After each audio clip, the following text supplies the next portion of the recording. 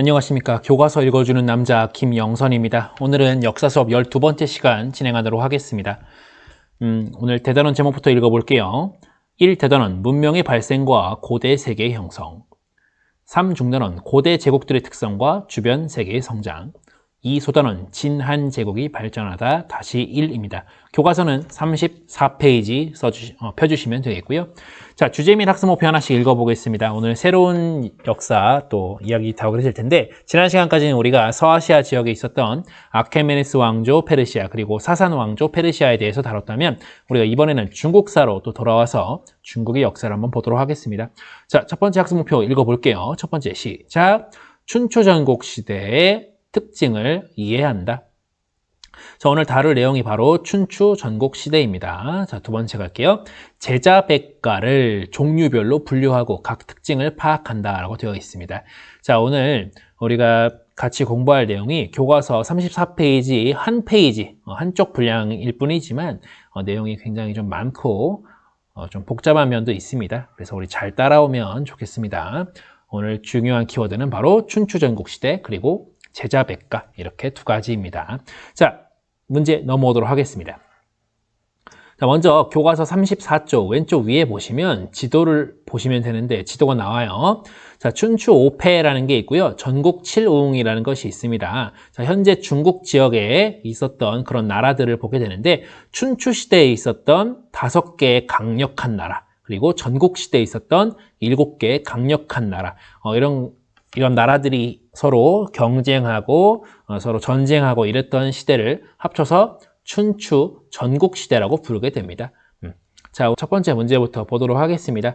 첫 번째 문제 들어가겠습니다. 주왕실이 수도를 러양으로 옮긴 이유는 무엇인가요? 자, 이것은 교과서 28쪽 보시면 나오는데, 기원전 8세기경에 서북 쪽에 어떤 민족이 침입해옴이라는 것을 한번 찾아서 보시기 바라겠고요.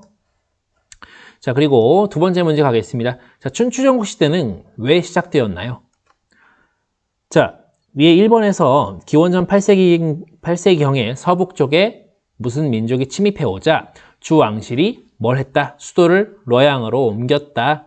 수도를 옮겼다. 그 이후에 주왕실의 뭐가 약해져요? 권위가 약해집니다.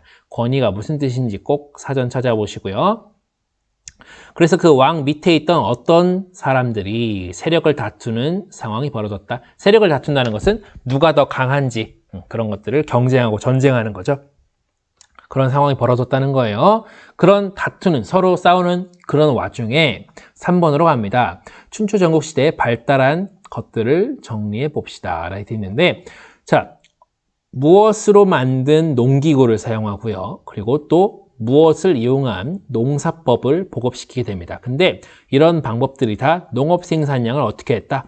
크게 향상시켰다. 그리고 농업 생산량이 크게 향상되자, 높아지자 이것도 발달했다라는 것이고요. 그러면서 점차 교통이 편리한 곳에 무엇과 무엇이 형성되고 또 어떤 화폐를 사용하기도 했다. 교과서 보시면서 반드시 확인해 주세요. 자, 4번 가겠습니다.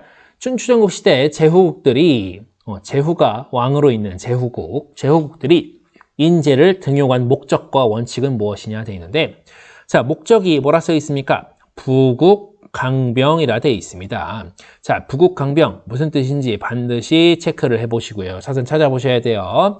자, 원칙은, 자, 부국강병이란 목적을 이루기 위해서 제후국들이 이러한 원칙에 따라서 인재, 그런 어떤 똑똑한 사람들을 들어 쓰게 됩니다. 자, 무엇과 무엇의 관계 없이 유능한 인재를 등용하게 되는데, 유능하다. 사실 이거는 무슨 뜻인지 알고 있는 친구가 많을 것 같아요. 유능하다. 반대말은 뭐가 있을까요? 무능하다가 되겠죠. 한번 모르는 친구 한번 찾아보시고요. 자, 밑으로 갑니다. 자, 두 번째 제자백가, 두 번째 학습 목표에 나왔던 거죠. 자, 이거에 대해서는 퀴즈, 구글 설문지 통해서 알아볼 건데, 먼저 기본적인 것만 좀 읽어볼게요, 같이. 자, 처음에 나온 건 교과서에도 나오는 겁니다. 첫 번째, 제자백가라는 표현이에요.